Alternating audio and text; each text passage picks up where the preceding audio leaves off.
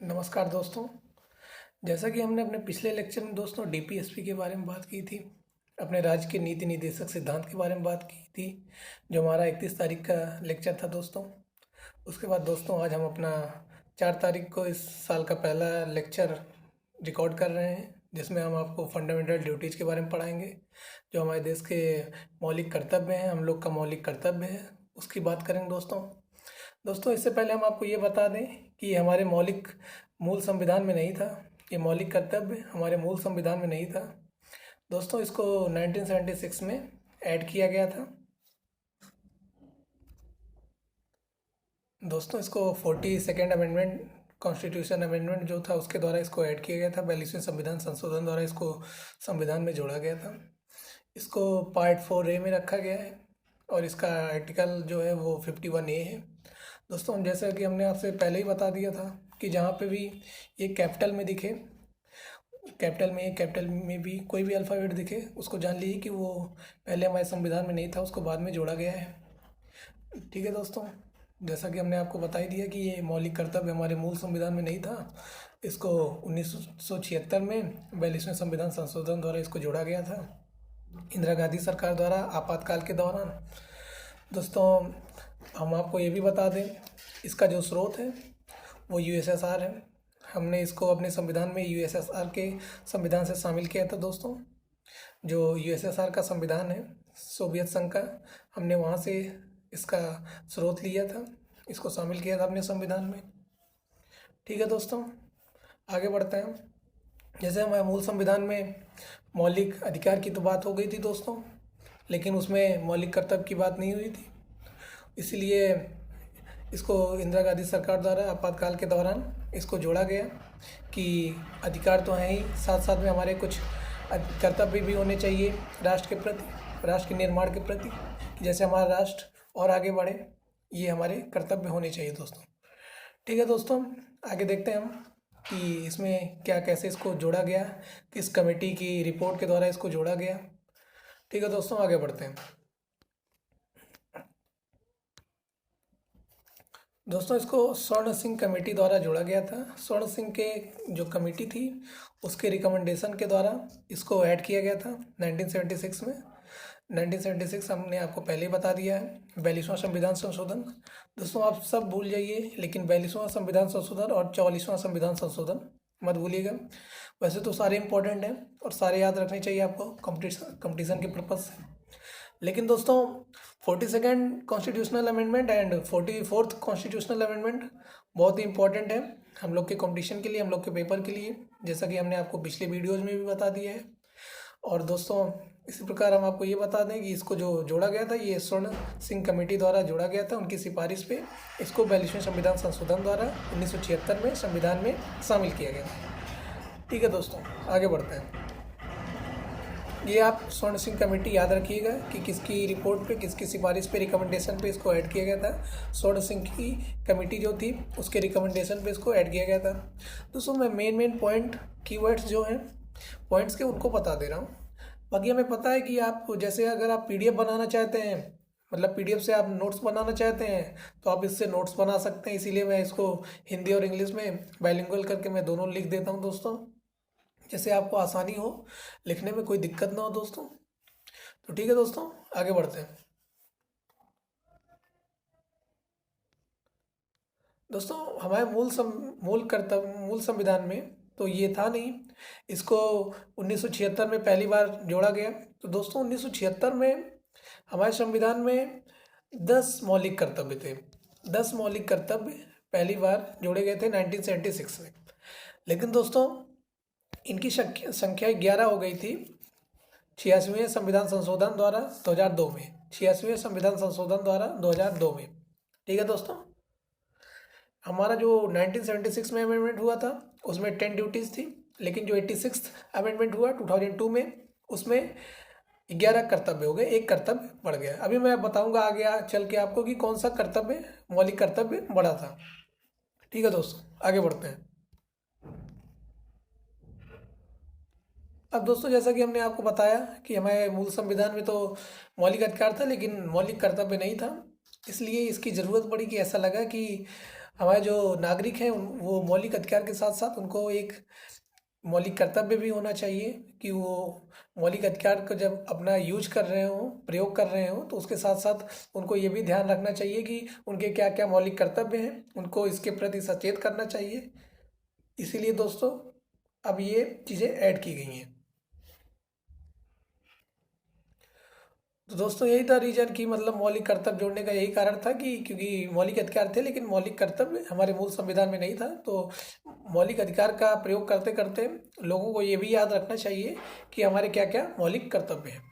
ठीक है दोस्तों, आगे बढ़ते हैं। उनको इसके प्रति सचेत करना ही मौलिक कर्तव्य का संविधान में जोड़ने का उसका जो मेन मुख्य कारण था यही था कि उन लोगों को ये भी याद रहे सचेत करने का कि उनका क्या क्या कर्तव्य है। जब वो अपने मौलिक अधिकार का प्रयोग कर रहे हो तो उनको ये भी याद रखना चाहिए कि उनके क्या क्या मौलिक कर्तव्य हैं।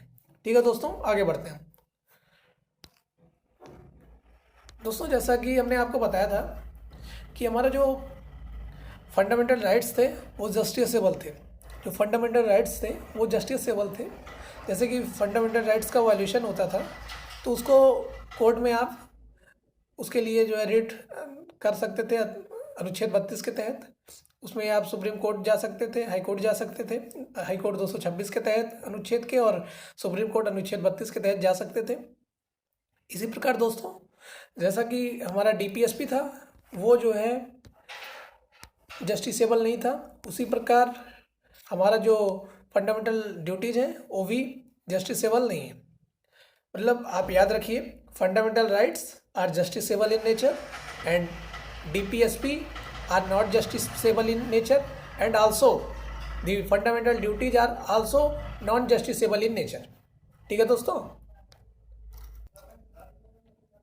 तो दोस्तों मौलिक अधिकार जो है हमारा वो न्यायिक है, और जैसा कि हमारा DPSP वो गैर न्यायिक है, और हमारे जो मौलिक कर्तव्य हैं वो भी गैर न्यायिक हैं। तो राज्य के नीति निर्देशक सिद्धांत और मौलिक कर्तव्य गैर न्यायिक हैं, और जो हमारे मौलिक अधिकार हैं वो न्यायिक हैं। ठीक है दोस्तों, आगे बढ़ते हैं।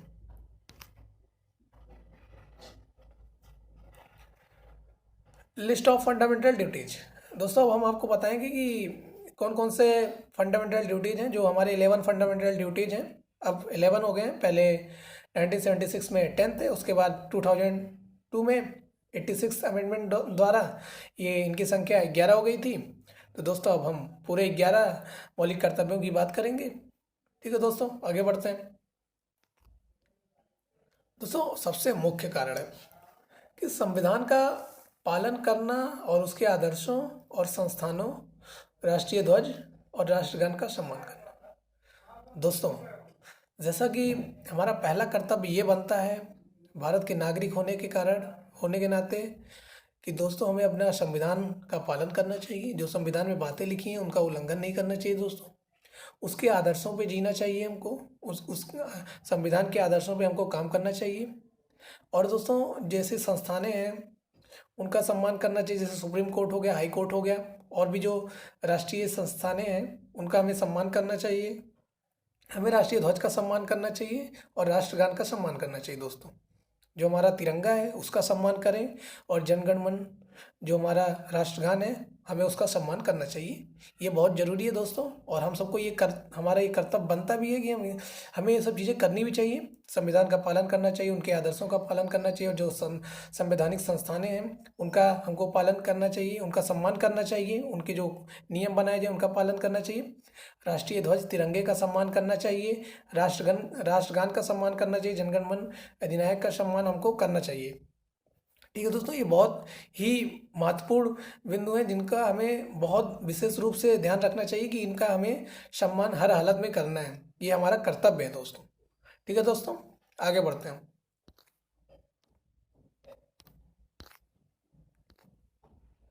दोस्तों स्वतंत्रता के लिए राष्ट्रीय संघर्ष को प्रेरित करने वाले महान आदर्शों को संजोना और उनको पालन करना।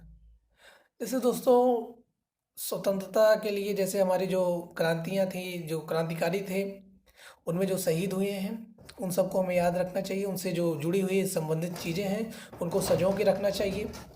जैसे हमारे यहाँ चंद्रशेखर आज़ाद पार्क हो गया, और भगत सिंह पार्क हो गया, और भी जो हमारे महान क्रांतिकारी थे, नेताजी सुभाष चंद्र बोस से संबंधित जो चीज़ें हैं, पंडित जवाहरलाल नेहरू से संबंधित जो चीज़ें हैं, महात्मा गांधी जी से संबंधित जो चीज़ें हैं, साबरमती आश्रम हो गया, और भी जो चीज़ें हैं जो हमारे स्वतंत्रता सेनानियों से जुड़ी हैं, उन चीज़ों को हमको सम्मान करना चाहिए, उन चीज़ों को हमको संजो के रखना चाहिए, क्योंकि उन्होंने हमारे राष्ट्र के लिए संघर्ष किया है, तभी हमें आज़ादी मिली है। तो दोस्तों, उनके प्रति हमें सम्मान हमेशा रखना चाहिए, और जो उनसे जुड़ी हुई संबंधित चीज़ें हैं उनका हमें हमेशा सम्मान करना चाहिए और उनको संजो के रखना चाहिए। उनके आदर्शों को, महान आदर्श जो हैं, उनको हमें संजो के रखना चाहिए। ठीक है दोस्तों, आगे बढ़ते हैं।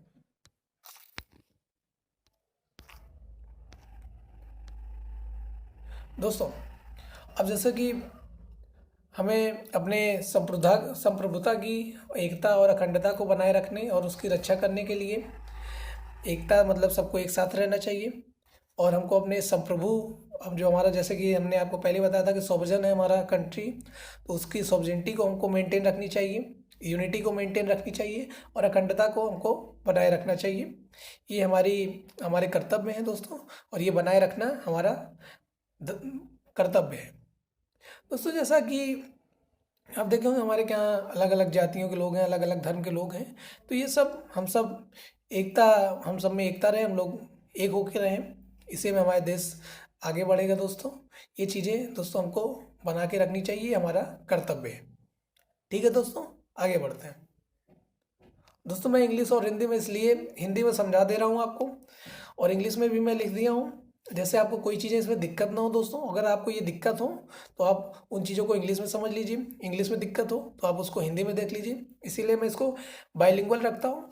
और दोस्तों, मैं इसका PDF डिस्क्रिप्शन बॉक्स में इसका लिंक मैं पेस्ट कर दूंगा, वहाँ से आप क्लिक करके हमारे टेलीग्राम चैनल पे आ सकते हैं। वहाँ पे जो है मैं डेली का अपना PDF भेज देता हूँ दोस्तों, सेंड कर देता हूँ, वहाँ से आप PDF आराम से जो है प्राप्त कर लेंगे, और उसके बाद वहाँ से आप अपनी नोट्स बना सकते हैं।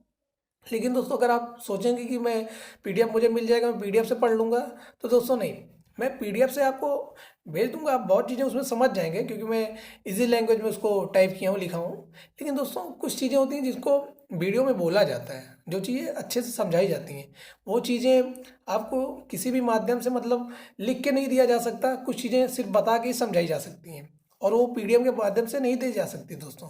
इसीलिए आप पूरा लेक्चर आराम से एकदम बिना स्किप किए हुए दोस्तों देखिए, और लोगों तक भी शेयर करिए, जैसे उन लोगों को भी अपना संविधान के बारे में पता चले, अपने मौलिक कर्तव्य के बारे में पता चले। ठीक है दोस्तों, इसी क्रम में हम आगे बढ़ते हैं दोस्तों। दोस्तों, देश की रक्षा करने के लिए और ऐसा करने के लिए बुलाए जाने पर राष्ट्रीय सेवा प्रदान करना, जैसे दोस्तों कभी मान लीजिए राष्ट्र का कोई भी, मतलब राष्ट्र की रक्षा करने के लिए ऐसा कोई कार्य है, बहुत विपद परिस्थितियां आ गई, हमारे सैनिक घायल हैं, वहाँ पे जो बॉर्डर से सटे हुए जो हमारे गांव हैं, अगर उन लोगों को बुलाया जाए तो हमको जाना चाहिए, उनकी मदद करनी चाहिए दोस्तों, जैसे कि वो हमारे देश की रक्षा कर सकें। जैसे दोस्तों, हमारे 1971 का जो युद्ध था, उसमें कई जगह ऐसे थे जो पाकिस्तानी एरोप्लेन, एयरजेट जो थे, वो हमारे एयरबेस पे हमला कर दिए थे, तो उनको, जो वहाँ के नागरिक थे उनके द्वारा, और जो सैन्य अधिकारी थे, उन सभी के द्वारा मिल के उन चीज़ों को, जो हवाई पट्टियाँ थी, उनका निर्माण रातों रात किया गया था। ये चीज़ें इनका बहुत बड़ा उदाहरण है दोस्तों, कि देश की रक्षा करने के लिए और ऐसा करने के लिए बुलाए जाने पर हमें राष्ट्रीय सेवा प्रदान करनी चाहिए दोस्तों। हमारे क्षेत्र में मान लीजिए कोई ऐसे क्षेत्र हैं जहाँ पे कोई विपत्ति आ गई, हमें वहाँ पे राष्ट्र की सहायता करना है, राष्ट्र की मदद करना है, तो हमें वहाँ पे अवश्य जानी चाहिए दोस्तों। और दोस्तों, बहुत सारी ऐसी परिस्थितियाँ बन भी जाती हैं, मान लीजिए कहीं पे ऐसा कुछ हो गया कि मतलब वो सारे पाकिस्तानी जैसे, या कोई भी अदर कंट्री मतलब हमारे पर हमला कर रही है, चाइना हमला कर रहा है, तो अरुणाचल प्रदेश के जो लोग हैं या जो उत्तराखंड के लोग हैं, उन लोगों को चाहिए, या फिर उससे सटे हुए जो भी बॉर्डर है, मतलब किसी, मैं ये एक सिर्फ राज्य का नहीं कह रहा हूँ, जो भी राज्य वहाँ से सटे हैं, और अगर हम लोग को भी बुलाया जा रहा है, इवन हम लोग को भी बुलाया जा रहा है नॉर्थ नॉर्थ इंडिया से, मतलब साउथ इंडिया से, कहीं से भी बुलाया जा रहा है, लोगों को जानी चाहिए, इसका मदद करना चाहिए दोस्तों, कि हमारे देश की जो रक्षा कर रहे हैं उनके लिए हमको सेवा प्रदान करनी चाहिए दोस्तों। राष्ट्रीय सेवा हमको प्रदान करनी चाहिए, आवश्यक है दोस्तों। ये राष्ट्र हित में हमेशा रहता है, इससे हमारा राष्ट्र आगे बढ़ता है, राष्ट्र सुरक्षित रहता है दोस्तों। ठीक है दोस्तों, आगे बढ़ते हैं दोस्तों। जैसा कि हमने आपको बताया कि हमारे कंट्री में बहुत डाइवर्सिटी है, बहुत विविधताओं वाला देश है। यहाँ पे अलग धर्म के लोग, अलग भाषा के लोग, अलग क्षेत्र के लोग, अलग अलग अलग जगह पे आते जाते रहते हैं दोस्तों। तो दोस्तों अलग अलग लोग हैं, तो ऐसे चीज़ें में दोस्तों भारत के, ये कहा गया है कि भारत के सभी लोगों के बीच धार्मिक, भाषाई और क्षेत्रीय या अनुभागीय विविधताओं से परे सद्भाव और समान भाईचारे की भावना को बढ़ावा देना और अपमानजनक प्रथाओं का त्यागना। दोस्तों जैसे आपसी भाईचारे से हम रहें, हिंदू मुस्लिम सिख ईसाई आपस में है भाई भाई, ऐसा भी कहा जाता है, और ऐसा है भी। हमारे देश गंगा जमुनी तहजीब पे हम लोग रहते हैं, हम सब लोग एक जैसे मिलजुल के रहते हैं, हम में एकता है, और हमको इस एकता को बनाए भी रखनी चाहिए दोस्तों। क्योंकि दोस्तों जो किसी भी कंट्री का, किसी भी नेशन का जो डेवलपमेंट होता है इन्हीं चीज़ों से होता है दोस्तों। जहाँ पे यूनिटी रहती है दोस्तों, फ्रेटर्निटी रहती है, वहीं पे डेवलपमेंट होता है कंट्री का। तो ये बहुत इंपॉर्टेंट चीज़ है, और इसको हमने फंडामेंटल राइट्स में भी लिखा है कि हमें धार्मिक आधार पर, भाषाई आधार पर या क्षेत्रीय आधार पर हमें किसी से भी, मतलब विविधताओं से, मतलब जो लोग आए हैं उन सबसे समान भाईचारे से रहना चाहिए, सब में भाईचारे का बढ़ावा देना चाहिए दोस्तों, और जो अपमानजनक प्रथाएं हैं उनको त्यागना चाहिए दोस्तों। हम सब एक बन के रहें, एक एक मिल के रहें, तो दोस्तों यूनिटी रहेगी, तो हमारा देश मतलब खुद ब खुद आगे बढ़ेगा, प्रगति करेगा दोस्तों। लेकिन अगर हम आपस में लड़ते झगड़ते रहेंगे और चीज़ें ऐसे रहेंगी, दंगा ये सब चीज़ें होते रहेंगे, तो हमारा देश कभी भी आगे नहीं बढ़ सकता। हमारा क्या, कोई भी देश दोस्तों आगे नहीं बढ़ सकता। किसी भी नेशन के डेवलपमेंट के लिए दोस्तों फ्रेटर्निटी और यूनिटी बहुत इंपॉर्टेंट चीज़ है दोस्तों, बहुत बहुत इंपॉर्टेंट ये चीज़ है दोस्तों। ठीक है दोस्तों, इसको हमने मौलिक कर्तव्य में भी लिखा गया है, तो ये चीज़ें आप याद रखिएगा। ठीक है दोस्तों, आगे बढ़ते हैं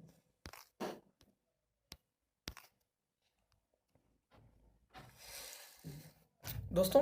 जैसा कि जो देश की मिश्रित संस्कृति है, समृद्ध विरासत है, को महत्व देना और संरक्षित करना। जैसे अलग अलग जगह दोस्तों अलग अलग संस्कृति के जुड़े हुए चीज़ हैं, वहाँ से मतलब स्टैचू हैं, और भी बहुत तरह तरह की चीज़ें हैं, जैसे मंदिर हो गया, मस्जिद हो गया, और भी अलग अलग कला संस्कृति से जुड़े हुए संबंधित स्टैचू हैं, वो मूर्तियाँ हैं, मूर्ति कला है, और चीज़ें हैं जो हमारी मिश्रित संस्कृति को दर्शाता है। हमें उन चीज़ों को बना के रखना चाहिए, बचा के रखना चाहिए, जैसे कि हमारा देश और आगे बढ़े और संरक्षित रहे। इन चीज़ों को संरक्षित करना चाहिए, जैसे कि हमारा देश अच्छा रहे और एकीकृत रहे दोस्तों।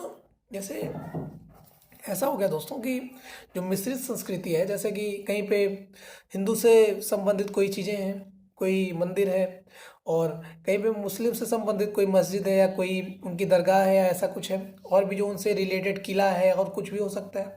सिख से, जो सिख हैं उनसे संबंधित कुछ है, जैसे गुरुद्वारा हो गया, और भी प्रसिद्ध जो गुरुद्वारे हैं, जैसे अमृतसर का गोल्डन टेम्पल हो गया, ये भी हमारी मिश्रित संस्कृति को दर्शाता है।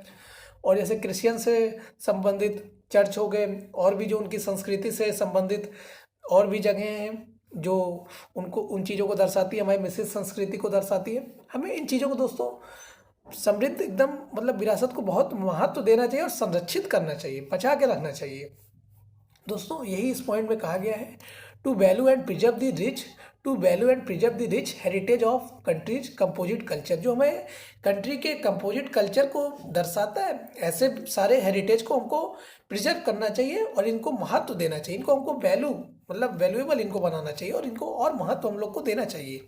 ये हमारा मौलिक कर्तव्य है। ठीक है दोस्तों, आगे बढ़ते हैं।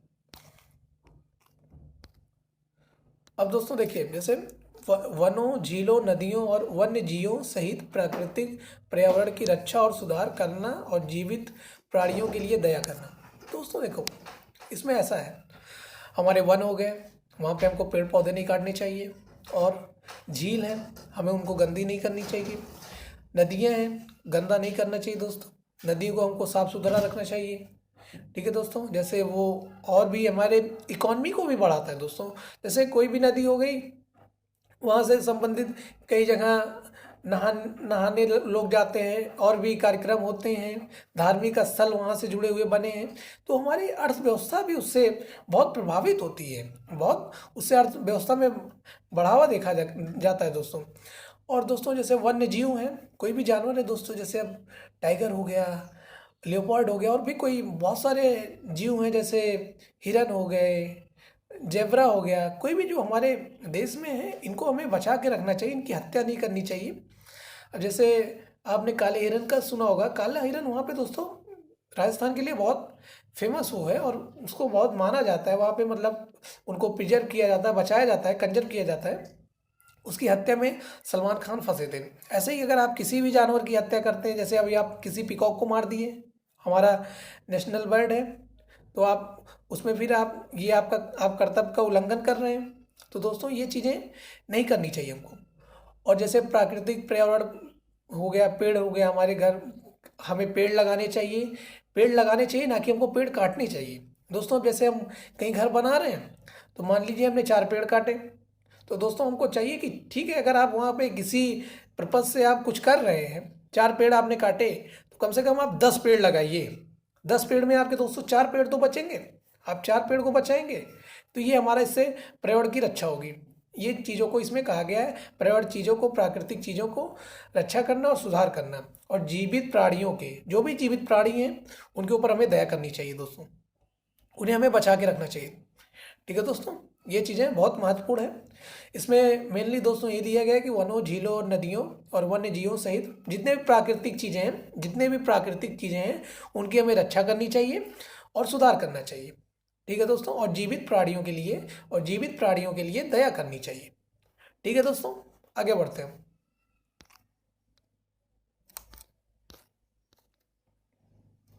दोस्तों हमें वैज्ञानिक सोच, मानवतावाद और जांच और सुधार की भावना को विकसित करनी चाहिए।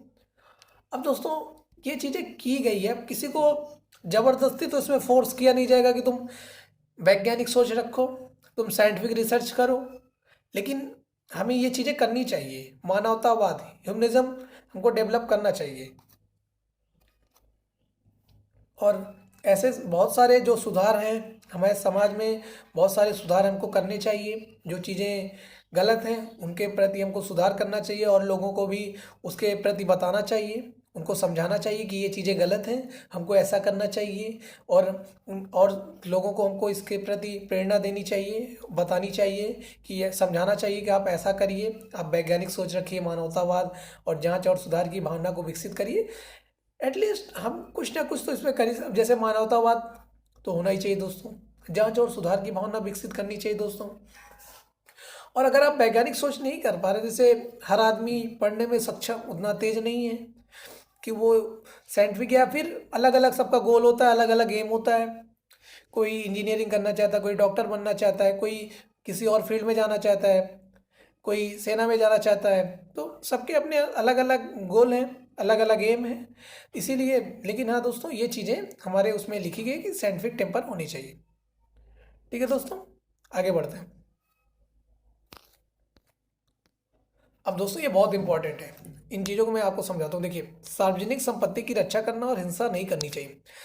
अब दोस्तों जैसे मान लीजिए, सब सार्वजनिक संपत्ति क्या है, जैसे ट्रेन हो गई, ट्रेन सार्वजनिक संपत्ति हो गई, बस हो गई, और भी जो सरकारी अस्पताल हैं वो हो गए दोस्तों। इन जैसे आप देखे होंगे कहीं कहीं जब विरोध प्रदर्शन होता है तो लोग उग्र हो जाते हैं और उसमें तोड़फोड़ करने लगते हैं। जैसे एनआरसी सीए का जब विरोध हो रहा था, तो उसमें बहुत ऐसे थे कि उसमें जो तोड़फोड़ कर रहे थे, आग जल मतलब बस को आग के हवाले कर दिए थे, और भी चीज़ें जला दिए थे।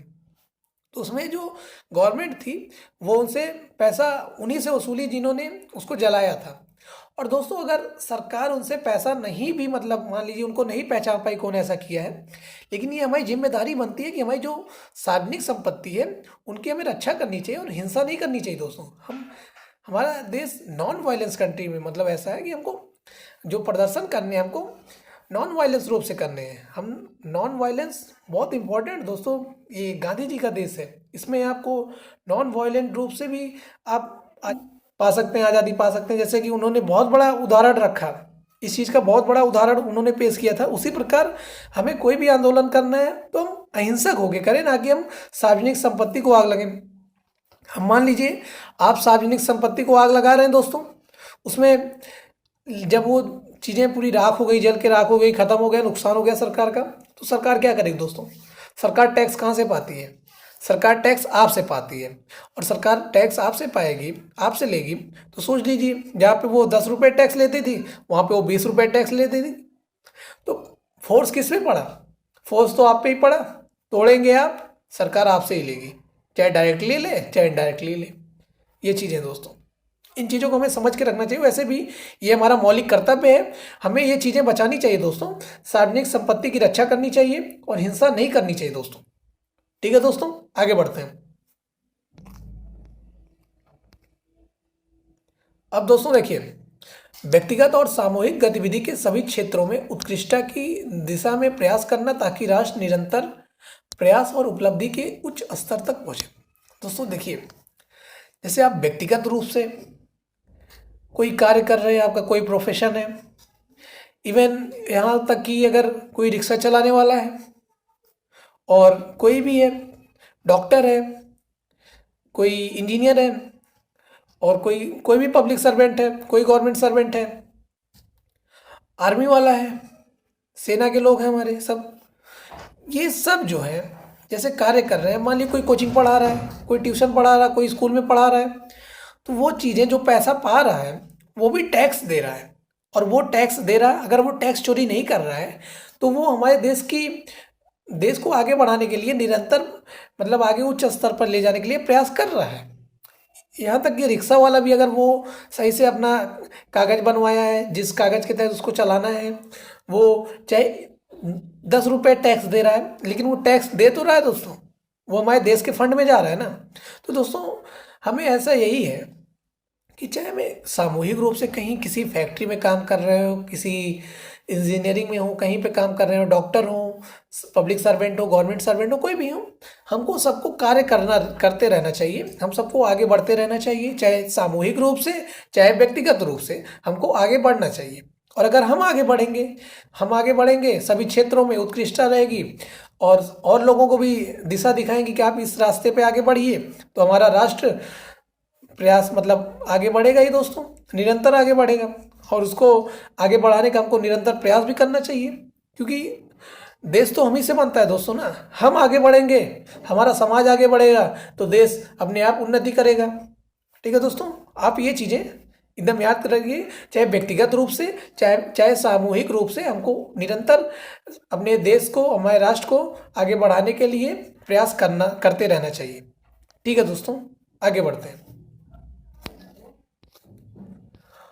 अब दोस्तों बहुत इम्पोर्टेंट है कि ये चीज़ें दोस्तों, जैसे कि इसको हमारे फंडामेंटल राइट्स में भी 21A में रखा गया है, और इसको हमारे फंडामेंटल ड्यूटीज में भी रखा गया है। अब मैं इसको आपको समझाता हूँ। 86 कॉन्स्टिट्यूशनल अमेंडमेंट एक्ट 2002 में इसको ऐड किया गया था। दोस्तों ऐसा था कि जैसे 6 से 14 वर्ष की जो आयु के बच्चे हैं, उन्हें जो है पढ़ाई करनी चाहिए। उनको मतलब उनके गार्जियन जो हैं, उनके संरक्षक जो हैं, उनके माता पिता जो हैं, उनको पढ़ाना चाहिए। दोस्तों ये तो बच्चे का मौलिक अधिकार है कि उसको पढ़ना चाहिए, मतलब उसको पढ़ाई सुनिश्चित कराए, मुहैया कराए कि उसको पढ़ाई हो, ये सुनिश्चित हो कि उसकी पढ़ाई होनी चाहिए 6 से 14 वर्ष के आयु के बच्चे को। लेकिन दोस्तों ये उसका अधिकार हो गया। अब आप इसको दूसरे उससे देखिए, नज़रिए से देखिए, तो जो गार्जियन है, ये उनका कर्तव्य है कि वो बच्चे को पढ़ाएं, वो 6 से 14 वर्ष के बच्चे को पढ़ाएं, ये उनका कर्तव्य है, चाहे माता पिता या संरक्षक। ठीक है दोस्तों, इन चीज़ों को शामिल किया गया था 86वें संविधान संशोधन अधिनियम 2002 के द्वारा इनको जोड़ा गया था। अब दोस्तों जैसा कि मैंने आपको बताया कि ये जो मौलिक कर्तव्य हैं इनको नॉन जस्टिसेबल हैं, ये दोस्तों जस्टिसेबल नहीं है, लेकिन दोस्तों इस पे संसद या राज्य इस पे कानून बना सकता है, कानून बना के इन चीज़ों को प्रभावी कर सकता है। जैसे राष्ट्रगान का अपमान अगर कोई करता है तो उस पर कानून होगा और कानूनी कार्रवाई होगी। संविधान का कोई अगर सम्मान नहीं कर रहा है तो उस पर कानूनी कार्रवाई होगी। कोई हिंसक हो रहा है उस पर कानूनी कार्रवाई होगी। तो दोस्तों इन पे मतलब राज्य कानून बना के इन चीज़ों को प्रभावी कर सकता है, कानून को प्रभावी कर सकता है। बट ये लेकिन दोस्तों इसको हमको पहले समझ लेना चाहिए।